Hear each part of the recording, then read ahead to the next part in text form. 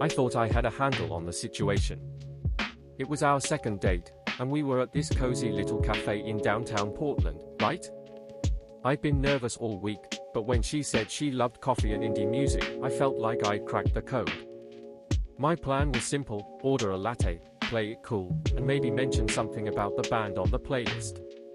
So, I started, trying to sound casual as I looked at my hands. "Do you like coffee?" She smiled. "Yeah, I do."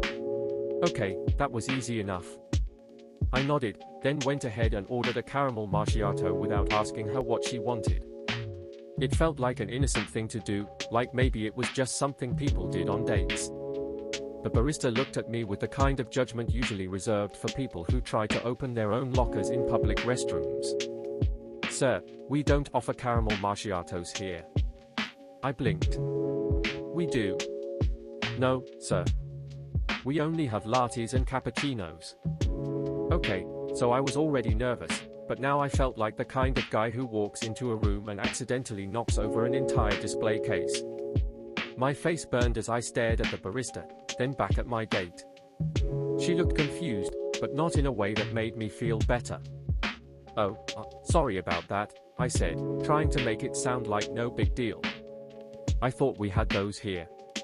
She laughed, but there was something in her tone that made my stomach drop.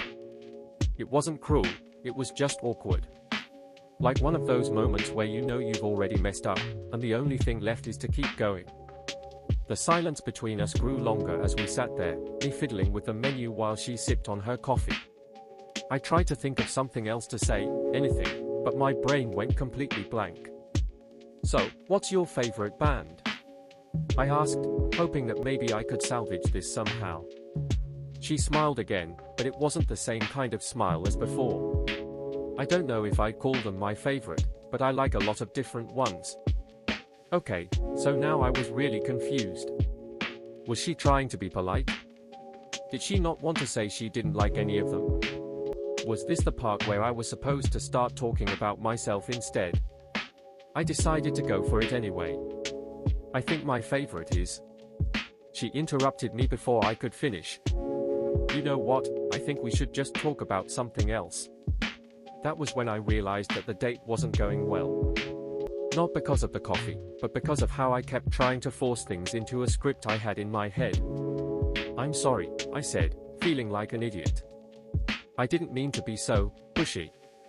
She looked at me again, and this time her smile felt more genuine. Like maybe she was trying to be kind instead of cruel. But there was still that awkwardness between us. "It's okay," she said. "I think we just have different ideas about how to spend the evening."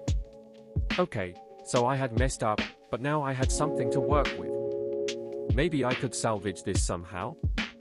Maybe I could show her that I was still here, even if my brain wasn't working right. "So, what do you think we should do instead?" I asked, trying to sound like a guy who knew what he was doing on a date. She looked at me with the kind of expression that made me feel like an idiot.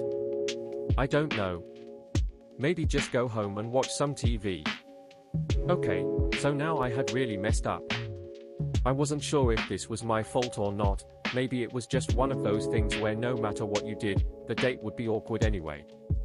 But there was something about her that made me think she might have liked me despite everything. "Would you like to go home with me?"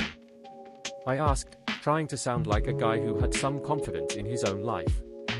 She looked at me like I had just said the most ridiculous thing ever.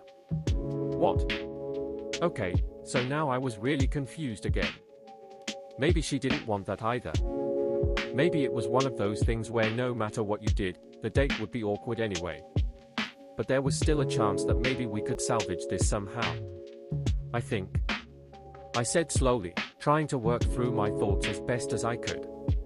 "Maybe we should just go home and watch some TV." She looked at me like she had just been handed the most ridiculous proposition ever. But there was something in her eyes that made me feel like maybe this wasn't the worst thing that could happen. "Okay," she said, finally. "I think we should do that." And with that, I realized that even though I had messed up, I still had a chance to make things right.